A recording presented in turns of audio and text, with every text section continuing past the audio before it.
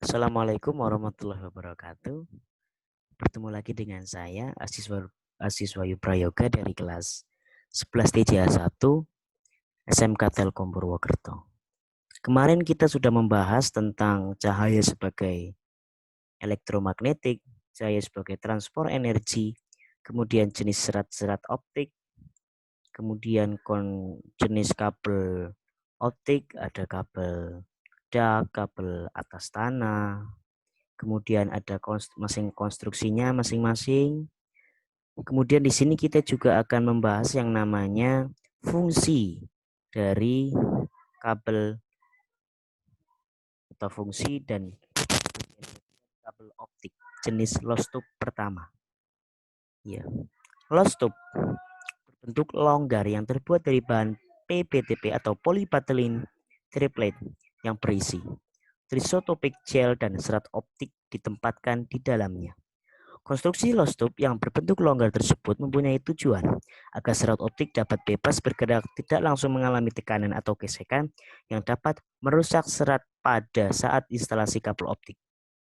Tisotropik gel adalah bahan semacam jeli yang berfungsi melindungi serat dari pengaruh mekanis dan juga untuk menahan air. Sebuah lost tube dapat berisi 2 sampai dengan 12 serat optik. Sebuah kabel optik dapat berisi 6 sampai dengan 8 lost tube. Untuk kabel optik jenis lost tube yang terbaru, setiap lost tube terdiri dari serat. Warna lost tube sama dengan warna seratnya. Kabel yang seperti ini disebut dengan istilah SCPT atau single core per tube. Kemudian HDPE atau HDPE sheet atau high density polyethylene sheets, yaitu bahan sejenis polyethylene keras yang digunakan sebagai kulit kabel optik, berfungsi sebagai bantalan untuk melindungi serat optik dari pengaruh mekanis pada saat instalasi. Fungsi dan bagian-bagian kabel optik jenis lost tube 2. Aluminium tape atau lapisan aluminium ditempatkan antara kulit kabel dan water blocking, berfungsi sebagai konduktivitas elektris dan melindungi kabel dari pengaruh mekanis. Floating gel adalah bahan campuran petroleum, sintetik, dan silikon yang mempunyai sifat anti air. Floating gel merupakan bahan pengisi yang digunakan pada kabel optik agar kabel menjadi padat. Kemudian PE sheet atau adalah bahan polyethylene yang menutupi bagian central string member. Fungsi dan bagian kabel optik jenis lost tube yang ketiga, yaitu central string member, adalah bagian penguat yang terletak di tengah-tengah kabel optik. Central string member dapat merupakan pilihan kawat baja atau solid steel core atau glass reinforced plastic.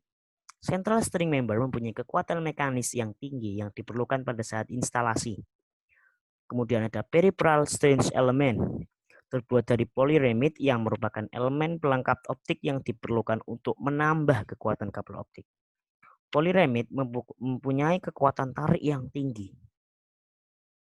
Fungsi dan bagian-bagian kabel optik jenis slot. Pertama, kulit kabel. Terbuat dari bahan jenis polietilen keras, berfungsi sebagai bantalan untuk melindungi serat optik dari pengaruh mekanis saat instalasi. Kemudian ada aluran atau slot. Terbuat dari bahan polietilen, berfungsi untuk menempatkan sejumlah serat optik untuk kabel optik jenis slot dengan kapasitas 1000 serat. Diperlukan 13 aluran atau slot. Dan satu slot berisi 10 fiber ribbons. Satu fiber ribbon berisi 8 serat. Kemudian central string member sama adalah bagian penguat yang terletak di tengah-tengah kabel optik. Central string member itu terbuat dari pilihan kawat baja yang mempunyai kekuatan mekanis yang tinggi yang diperlukan pada saat instalasi. Di sini ada spesifikasi kabel optik, ya, karakteristik mekanis. Ada fiber bending, tekukan serat yang berlebihan atau terlalu kecil dapat mengakibatkan bertambahnya optical loss.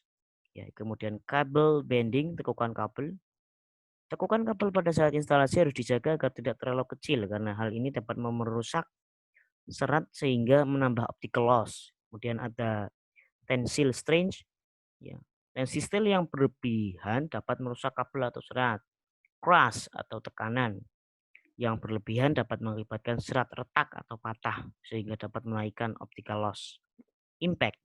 Impact adalah beban dengan berat tertentu yang dijatuhkan dan mengenai kabel optik. Berat beban yang berlebihan dapat mengakibatkan serat retak atau patah, sehingga dapat menaikkan optical loss. 6. Cable torsion. Torsi yang diberikan kepada kabel dapat merusak selubung kabel dan serat. Spesifikasi kabel optik, jumlah loss tube, ya ada yang 6, ada yang 8, kemudian jumlah serat per loss tube, diameter luar dalam loss tube, ya, diameter luar kabel, dan jumlah serat. Jumlah fiber pada 6 loss tube, ya, sangat banyak sekali ini ya. Kemudian jumlah fiber pada 8 loss tube. Kemudian kode warna serat. Pertama biru, oranye, hijau, coklat, abu-abu, putih, merah, hitam, kuning, ungu, pink, dan toska atau turquoise. Kode warna tabung. Tabung pertama dengan warna biru, kedua oranye, ketiga hijau, keempat coklat, kelima abu-abu, keenam putih, ketujuh merah, dan kedelapan hitam. Tanda pengenal kabel optik. Kabel optik harus diberi tanda agar kita mengenal atau agar tidak mudah hilang yang tertera pada kulit kabel di sepanjang kabel.